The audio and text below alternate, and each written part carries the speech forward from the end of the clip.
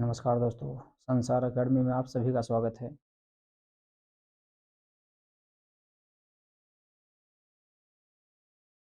बिहार का प्राचीन इतिहास। बिहार के प्राचीन इतिहास के संबंध में इससे पहले आपकी जो है 3 से 4 वीडियो आ चुकी हैं। इससे पहले बौद्ध धर्म और जैन धर्म को कराया गया था। बौद्ध धर्म और जैन धर्म से पहले जो है मगध साम्राज्य कराया। मगध साम्राज्य से पहले इसमें हमने आपका जो है जो पाषाण काल था, पाषाण काल से संबंधित जो फैक्ट मिले हैं बिहार से उनके बारे में पढ़ाया था। तो आज जो बात करेंगे मौर्य वंश के बाद, मौर्य वंश के जो बाद जो राजा आए थे, जो वंश आया था जिसका नाम था शुंग वंश। शुंग वंश के बारे में बात करेंगे, उसके बाद कण्व वंश के बारे में बात करेंगे। इसके अलावा इसके बाद के जो वंश रहे हैं उन सभी के बारे में, गुप्त वंश तक जो है आज बात करने वाले हैं। तो प्राचीन भारत को आज जो है समाप्त कर दिया जाएगा। बिहार का जो प्राचीन इतिहास है उसका जो आपका जो है ये आपकी अंतिम वीडियो होगी। इसके अलावा फिर मध्यकालीन इतिहास के बारे में पढ़ेंगे, बिहार का मध्यकालीन इतिहास। तो बात करते हैं शुंग वंश के बारे में। मौर्य वंश के अंतिम शासक बृहद्रथ की हत्या करके पुष्यमित्र शुंग ने 185 ईसा पूर्व में शुंग वंश की स्थापना की थी। और शुंग वंश को पुष्यमित्र शुंग ब्राह्मण था और वह बृहद्रथ का सेनापति था, इसलिए जो है पुष्यमित्र शुंग को भारत का पहला ब्राह्मण वंश भी माना जाता है। शुंग वंश को ब्राह्मण वंश के नाम से भी जाना जाता है। पुष्यमित्र शुंग ने सेनानी की उपाधि ली थी और उसने यवनों के आक्रमण को विफल किया। यवनों के आक्रमण को भी इसने विफल किया था। इसके अलावा पुष्यमित्र ने 2 अश्वमेध यज्ञ भी कराए थे। इनमें पुरोहित कौन थे? तो आपके पतंजलि थे। इन्होंने योग दर्शन की स्थापना की थी। योग दर्शन की स्थापना पतंजलि के द्वारा ही की गई थी और पतंजलि के द्वारा ही व्याकरण संस्कृत की स्थापना की गई। तो पुष्यमित्र शुंग की देहांत के बाद, पुष्यमित्र शुंग के देहांत के बाद उसका पुत्र अग्निमित्र शुंग 148 ईसा पूर्व में गद्दी पर बैठा। और कालिदास का एक नाटक है जिसका नाम है मालविकाग्निमित्रम। इसमें अग्निमित्र और मालविका के प्रेम कहानी का उल्लेख किया गया है कालिदास के द्वारा। तो ये आपका गद्दी पर बैठा और आपके अग्निमित्र के द्वारा जो है बौद्ध धर्म को संरक्षण प्रदान किया गया और बौद्ध धर्म के अनेक स्तूपों का भी इसने निर्माण करवाया था। और इसी के समय जो है बौद्ध धर्म की जो जो स्तूप होते थे, स्तूपों में जो है स्तूपों की जो बाउंड्री होती थी, स्तूपों की जो बाउंड्री होती थी वो आपकी पत्थर लकड़ी के स्थान पर पत्थरों का यूज उसमें किया जाने लगा। लकड़ी के स्थान पर पत्थरों का उसमें उपयोग किया जाने लगा था। किसके काल में? पुष्यमित्र शुंग के काल में। क्योंकि ऐसा कहा जाता है, अग्निमित्र शुंग के काल में ऐसा कहा जाता है कि पुष्यमित्र शुंग ने बौद्ध धर्म का विनाश करने के लिए लगभग 1000 बौद्ध भिक्षुकों के सर कटवाकर सरयू नदी में डलवा दिए थे। सरयू नदी में डलवा दिए, जो उत्तर प्रदेश में बहती है अयोध्या के आसपास, उसमें डलवा दिए गए थे। इसके अलावा उन्होंने अशोक के द्वारा बनवाए गए 84,000 स्तूपों को भी नष्ट करवाया था, ऐसा कहा जाता है। ठीक है, चलिए जी, इस वंश का जो बात करें, शुंग वंश जो है, शुंग वंश का अंतिम जो शासक था वो था देवभूति। और देवभूति की हत्या वासुदेव के द्वारा की गई थी। देवभूति की हत्या वासुदेव के द्वारा की गई और वासुदेव ने एक नए वंश की स्थापना की जिसका नाम है कण्व वंश। अब बात करेंगे कण्व वंश के बारे में। कण्व वंश की स्थापना वसुमित्र के द्वारा की गई। वासुदेव कह रहा हूँ, वसुमित्र ने इनकी हत्या की थी। वसुमित्र के द्वारा ही देवभूति की हत्या की गई और कण्व वंश की स्थापना की इन्होंने। देवभूति की हत्या करके कण्व वंश की स्थापना वसुमित्र ने देवभूति की हत्या करके की। वसुमित्र शुंगों के आमात्य यानी कि मंत्री थे। शुंग वंश के शासनकाल में ये मंत्री के पद पर था। कण्व वंश भी एक ब्राह्मण वंश था, तो ये भी एक जो है ब्राह्मण वंश ही था। और इस वंश का अंतिम शासक की बात करें तो सुशर्मा था। इस वंश का अंतिम शासक सुशर्मा था। सुशर्मा की जो हत्या की थी वो सिमुक के द्वारा की गई। सातवाहन वंश के संस्थापक सिमुक ने सुशर्मा की हत्या करके कण्व वंश का अंत कर दिया और सातवाहन वंश की स्थापना की। तो अब आगे जो पढ़ेंगे जो है सातवाहन वंश की अगर बात करें, देखिए जो ये आपका सातवाहन वंश था, सातवाहन वंश जो है महाराष्ट्र के क्षेत्र में था। तो ये बिहार के क्षेत्र में नहीं था, इसलिए बिहार के इतिहास में इसको पढ़ा नहीं जाता। तो इसके बाद बिहार में आएगा आपका कौन सा वंश? वो था आपका कुषाण वंश। ठीक है, चलिए ये कुषाण वंश के बारे में बात करेंगे। ये एडुटेरिया की एक बेहतरीन पुस्तक है। ठीक है, इसमें बहुत अच्छा जो है डाटा दिया गया है, उसी का मैं आपको संकलन करा रहा हूँ। तो कुषाण वंश के बारे में बात करेंगे। कुषाण वंश, भारत आने वाले विदेशियों में कुषाण सबसे अंतिम थे। भारत आने वाले विदेशियों में कुषाणों को सबसे अंतिम विदेशी माना जाता है। और विदेशियों के आने का क्रम, हिंद आए सबसे पहले, हिंद, यूनानी आए, इसके अलावा शक आए, इसके अलावा पहलव आए और फिर कुषाण आए। ठीक है, आपके जो पहलव, शक और आपके हिंद यूनानी थे ये बिहार के क्षेत्र में नहीं थे, ये बल्कि यूपी और पंजाब के क्षेत्र में थे। पाकिस्तान, पंजाब और यूपी के क्षेत्र तक ये रहे लोग। जबकि कुषाण वंश के शासकों का जो शासन था कुषाण वंश के शासकों का जो शासन था वो बिहार तक रहा। तो इसमें थोड़ा देख लेते हैं। कुषाण जो थे वे चीन के यूची या तोखरी जाति से संबंधित थे और कुषाण वंश के संस्थापक कुजुल कडफिसेस को माना जाता है। कुजुल कडफिसेस को कुषाण वंश का संस्थापक माना जाता है। इस वंश का सबसे प्रमुख शासक की अगर बात करें तो कनिष्क था। इस वंश का सबसे प्रमुख शासक या प्रतापी शासक कनिष्क था और कनिष्क ने जो है शक वंश का अंत करके जो है कश्मीर पर अधिकार किया और इसने कुषाण वंश की राजधानी पुरुषपुर यानी कि पेशावर में स्थापित की और दूसरी राजधानी इन्होंने मथुरा में बनाई। तो कनिष्क के समय कुषाण वंश की जो राजधानी थी वो दो राजधानियां थी, एक थी पुरुषपुर जिसे पेशावर कहा जाता है पाकिस्तान में है और मथुरा उत्तर प्रदेश में है। इसके अलावा अश्वघोष जिन्होंने बुद्ध चरित्र की रचना की को कनिष्क ने पाटलिपुत्र में विजित किया था, यानी कि पाटलिपुत्र से जीता था इन्होंने किसको, अश्वघोष को। इसके अलावा कनिष्क के समय में गांधार मथुरा कला का विकास हुआ। गांधार कला और मथुरा कला का कनिष्क के समय ही विकास हुआ और पहली बार मूर्ति का निर्माण भी कनिष्क के काल में ही किया गया था। कनिष्क ने चौथी बौद्ध संगति का आयोजन करवाया कुंडलवन कश्मीर में। इसके अलावा कनिष्क ने 78 ईस्वी में राजा बनने के अवसर पर शक संवत भी जारी किया था। शक संवत चलाया था इन्होंने और कनिष्क के समय सिल्क मार्ग पर कुषाणों का अधिकार या आधिपत्य हो गया था। ये सबसे प्रमुख उपलब्धि मानी जाती है इनकी। जो रेशम का जो मार्ग होता था, रेशम का जो व्यापार होता था चीन से मध्य एशिया के क्षेत्र में, तो उस मार्ग पर जो है कनिष्क ने अधिकार कर लिया था, जिस कारण कनिष्क को बहुत अधिक इनकम होने लगी और इसने सबसे शुद्ध सोने के सिक्के जारी किए थे। सबसे शुद्ध सोने के सिक्के अगर किसी शासक ने जारी किए तो वे किए थे कनिष्क ने। इसके बाद गुप्त वंश के बारे में बात करेंगे। गुप्त वंश के बारे में बात कर लेते हैं। तो गुप्त वंश की जो स्थापना की गई वो श्रीगुप्त के द्वारा की गई। गुप्त वंश की स्थापना श्रीगुप्त के द्वारा की गई थी और ये आपके सातवाहन वंश के बाद गुप्त वंश आया था भारत में। तो 240 ईसा पूर्व से 280 ईसा पूर्व जो है ये रहा, जिसका नाम था श्रीगुप्त। ये गुप्त वंश का सबसे पहला शासक माना जाता है और इसे गुप्त वंश का संस्थापक भी माना जाता है। इसके बाद श्रीगुप्त का जो उत्तराधिकारी बना उसका पुत्र घटोत्कच गुप्त बना और ये 280 से 320 ईस्वी तक रहा। वह प्रथम गुप्त वंश का शासक था जिसने महाराजा की उपाधि धारण की। इसके द्वारा, घटोत्कच के द्वारा। घटोत्कच गुप्त ने महाराजा की उपाधि धारण की थी। इसके अलावा बात करें चंद्रगुप्त प्रथम, मैन यहाँ से शुरू होते हैं गुप्त वंश के शासक। 320 ईस्वी से 335 ईस्वी तक इसने शासन किया और यह गुप्त वंश का वास्तविक संस्थापक माना जाता है। चंद्रगुप्त प्रथम को गुप्त वंश का वास्तविक संस्थापक माना जाता है। उन्होंने 320 ईस्वी में गुप्त संवत भी जारी किया, गुप्त संवत चलाया और चंद्रगुप्त प्रथम ने लिच्छियों की राजकुमारी कुमार देवी के साथ विवाह किया था। इसके अलावा वह प्रथम गुप्त शासक था जिसने महाराजाधिराज की उपाधि भी धारण की थी। ठीक है, तो चंद्रगुप्त प्रथम से यही क्वेश्चन आता है कि गुप्त वंश का वास्तविक संस्थापक किसको माना जाता है, तो चंद्रगुप्त प्रथम को, और कुमार देवी के साथ जो लिच्छवी की राजकुमारी थी उसके साथ इसने विवाह किया था। बात करें समुद्रगुप्त की, इस वंश का सबसे महान शासक माना जाता है समुद्रगुप्त को। इसे भारत का नेपोलियन भी कहा जाता है। 335 से लेकर 375 ईस्वी तक इसने शासन किया।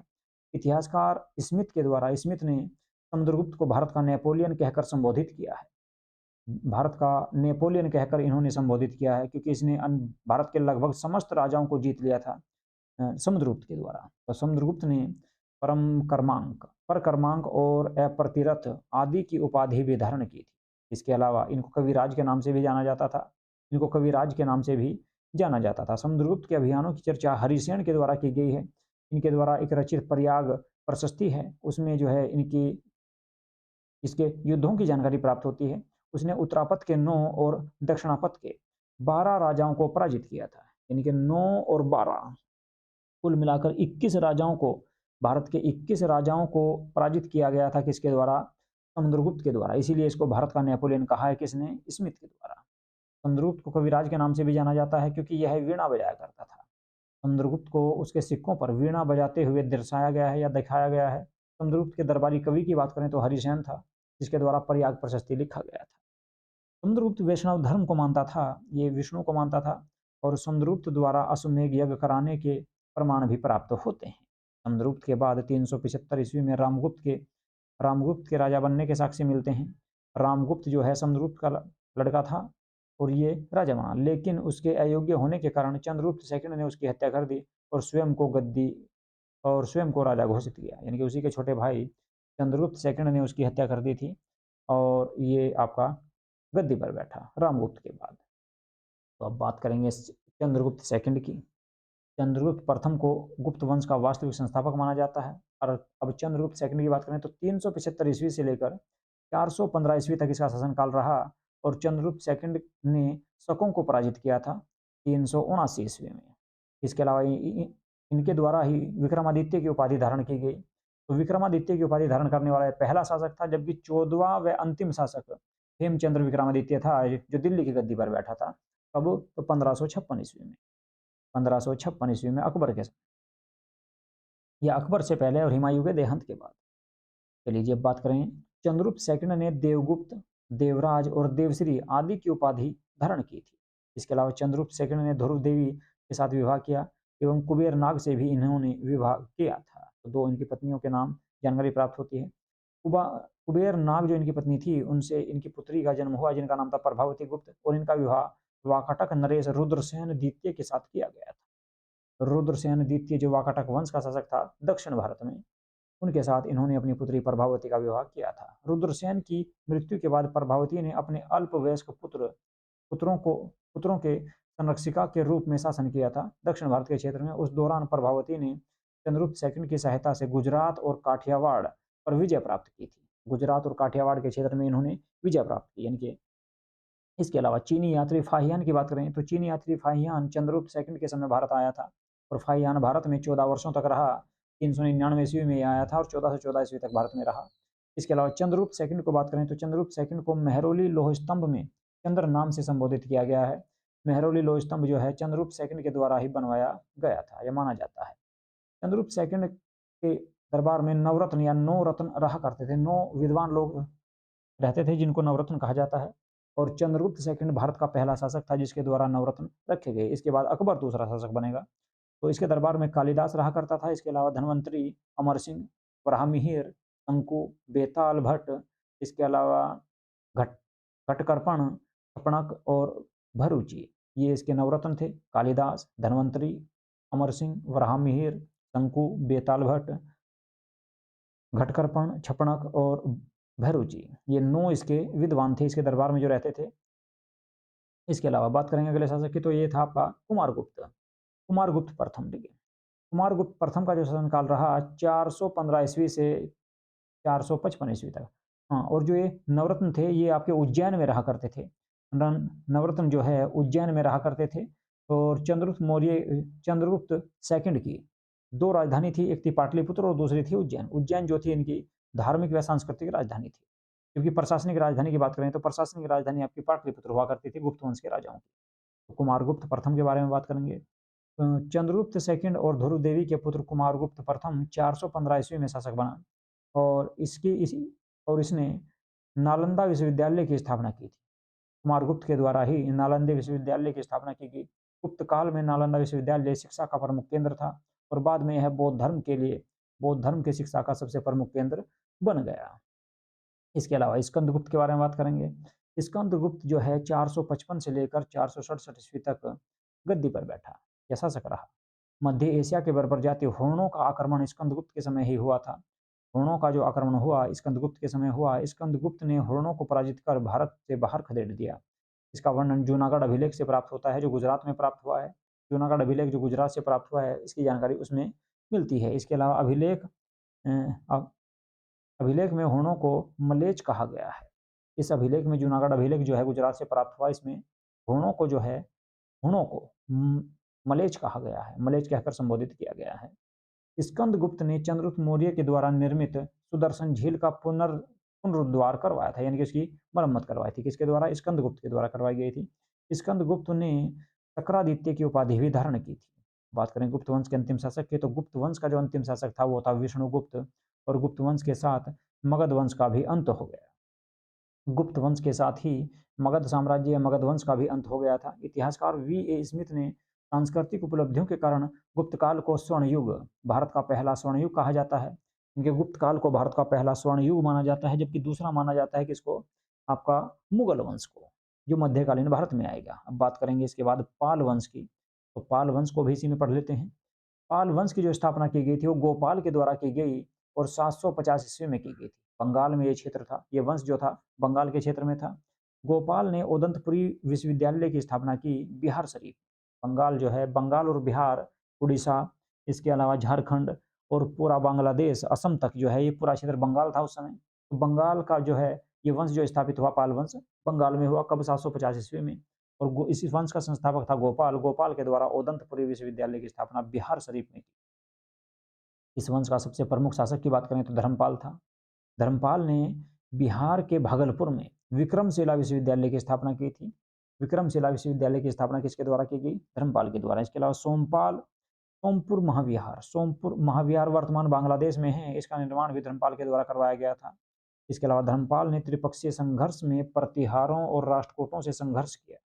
धर्मपाल प्रतिहार शासक वत्सराज से पराजित हुआ और बाद में धर्मपाल ने राष्ट्रकूट शासक धुरु और प्रतिहार शासक वत्सराज को भी पराजित किया था। उसने कुछ समय के लिए कन्नौज पर अधिकार भी कर लिया था। इस वंश का सबसे प्रतापी शासक माना जाता है। धर्मपाल ने उत्तरापथ स्वामी की उपाधि भी धारण की। धर्मपाल के बाद उसका पुत्र देवपाल 810 ईस्वी में गद्दी पर बैठा और देवपाल ने मुंगेर को अपनी राजधानी बनाई, जो बिहार में पड़ता है वर्तमान। मुंगेर में अपनी राजधानी बनाई। देवपाल ने जावा इंडोनेशिया के शैलेंद्र वंशी शासक बलदेव पुत्र या बालपुत्र देव को नालंदा में बिहार बनवाने के लिए 5 गांव दान में दिए थे। मोस्ट इंपोर्टेंट है, कई बार एग्जाम में आ जाता है। तो देवपाल ने शैलेंद्र वंशी शासक बालपुत्र देव को नालंदा में विहार बनवाने के लिए, जहां पर बौद्ध भिक्षु रहा करते थे, तो उनके लिए 5 गांव दान में दिए थे। और ये शैलेंद्र वंशी जो शासक थे बालपुत्र देव, ये जावा इंडोनेशिया का ये शासक था।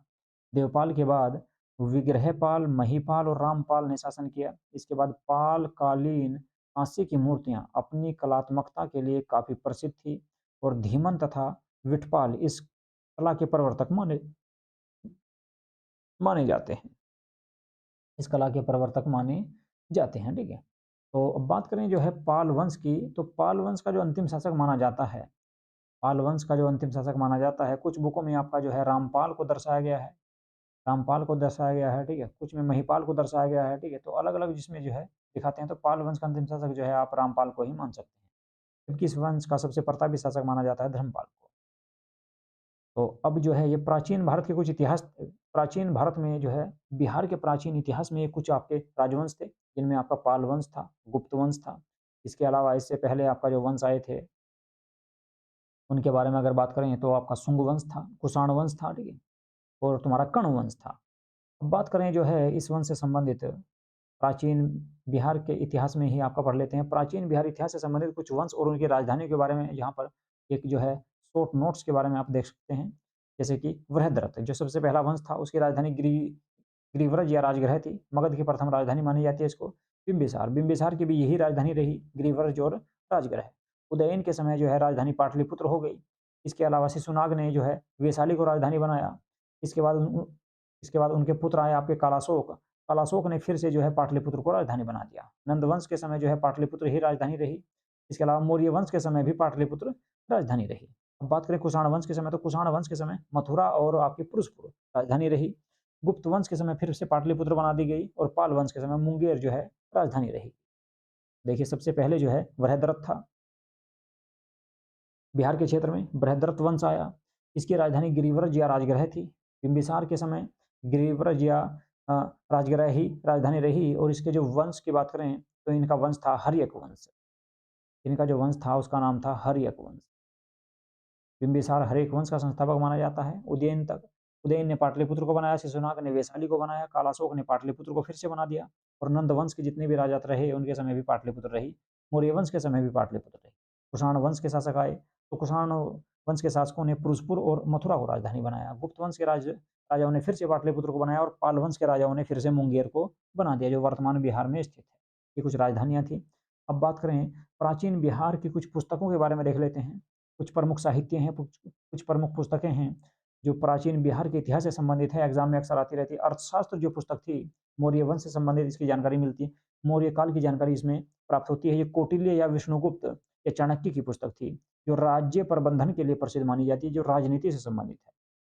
बुद्धचरित ये बौद्ध धर्म की सबसे प्रसिद्ध पुस्तक या महाकाव्य माना जाता है और बौद्धों का रामायण इसको कहा जाता है। अशोक घोष के द्वारा इसकी रचना की गई। प्रज्ञा पारमिता, प्रज्ञा पारमिता की रचना नागार्जुन के द्वारा की गई, जो शून्यवाद का सिद्धांत इनके द्वारा दिया गया था। इसके अलावा सी यू की जो पुस्तक है ये हेनसोंग की है। हेनसोंग की जो पुस्तक है सीयू की है, इसमें भारत का यात्रा विवरण इनका प्राप्त होता है। हेनसोंग का इंडिका के बारे में बात करें तो मौर्य वंश की जानकारी इससे प्राप्त होती है। ये मेगास्थनीज की पुस्तक है और मौर्य साम्राज्य का विवरण इसमें किया गया है। मिलिंद पन्हों की बात करें तो नागसेन की ये पुस्तक थी। इसमें बैक्ट्रियन शासक मिनांडर और नागसेन के वार्तालाप का संग्रह किया गया है। इसमें मिलिंद पन्हों मोस्ट इंपोर्टेंट है, नागसेन की पुस्तक थी। मिनांडर और नागसेन की जो है क्वेश्चन जो है आंसर इसमें दिए गए हैं। ललित विस्तार, इसके लेखक की जानकारी प्राप्त नहीं होती। बुद्ध की लीलाओं का वर्णन इसमें किया गया है, गौतम बुद्ध से जीवन से संबंधित है आपकी। इसके अलावा महावंश, महावंश जो आपकी ये साहित्य है, इसमें श्रीलंका के राजाओं का उल्लेख किया गया है। इसमें भी लेखक की जानकारी प्राप्त नहीं होती। जातक जो कथाएं हैं ये बुद्ध के पुनर्जन्म की कहानियां हैं और इसमें भी लेखक की जानकारी प्राप्त नहीं होती। तो ये कुछ प्रमुख पुस्तकें थी, जिनमें सबसे प्रमुख आपकी अर्थशास्त्र है कौटिल्य की, बुद्ध चरित्र आपकी अशुघोष की है, प्रज्ञा पारमिता नागार्जुन की है, सीयू की हेनसोंग की है, इंडिका मेगास्थनीज की है, मिलिंद पन्हो नागसेन की है। ललित विस्तार में बुद्ध की लीलाओं का उल्लेख मिलता है। महावंश में श्रीलंका के राजाओं की जानकारी मिलती है और जातक कथाओं में गौतम बुद्ध के जन्म से संबंधित कहानियां प्राप्त होती हैं। तो ये आपका प्राचीन इतिहास था, बिहार का प्राचीन इतिहास। ठीक, बिहार का प्राचीन इतिहास था। इसके अलावा आप जो आगे की जो वीडियो आएगी उसमें आपका बिहार का मध्यकालीन इतिहास आएगा। बिहार के मध्यकालीन इतिहास के बारे में बात करेंगे। तो जिन बच्चों ने चैनल को सब्सक्राइब नहीं किया है वे सभी चैनल को सब्सक्राइब जरूर कर लें और वीडियो को ज़्यादा से ज़्यादा लाइक करें तथा शेयर करें। चलिए यहीं पे करेंगे आज की क्लास को समाप्त।